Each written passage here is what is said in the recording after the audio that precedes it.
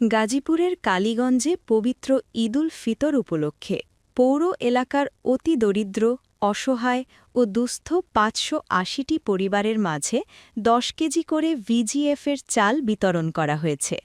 কালীগঞ্জ প্রতিনিধি মোহাম্মদ শাহনেওয়াজ জানান, সোমবার ৯ মার্চ দুপুরে দুর্যোগ ব্যবস্থাপনা ও ত্রাণ মন্ত্রণালয়ের বাস্তবায়নে উপজেলা নির্বাহী কর্মকর্তা ও পৌর প্রশাসক এটিএম কামরুল ইসলামের সভাপতিত্বে কালীগঞ্জ কেন্দ্রীয় শহীদ মিনার প্রাঙ্গণ ও পৌর কার্যালয়ে এ চাল বিতরণ করা হয়। চাল বিতরণ অনুষ্ঠানে অন্যান্যদের মাঝে উপস্থিত ছিলেন উপজেলা প্রকল্প বাস্তবায়ন কর্মকর্তা আবুল কালাম আজাদ, কালীগঞ্জ পৌরসভার সহকারী প্রকৌশলী মন্নুর আহমেদ, উপজেলা বিএনপির সাবেক সাধারণ সম্পাদক সোলাইমান আলম ও আশরাফি হাবিবুল্লাহ, পৌর বিএনপির সদস্য সচিব ইব্রাহিম প্রধান, পৌরসভার কর্মকর্তা কর্মচারী, বিএনপি ও অঙ্গ সংগঠনের নেতৃবৃন্দ।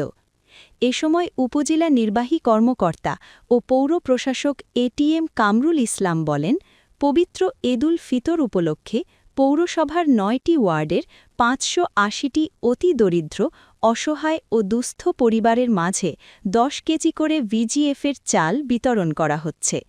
পর্যায়ক্রমে উপজেলার প্রতিটি ওয়ার্ডে সরকারি সহায়তার এ চাল বিতরণ করা হবে।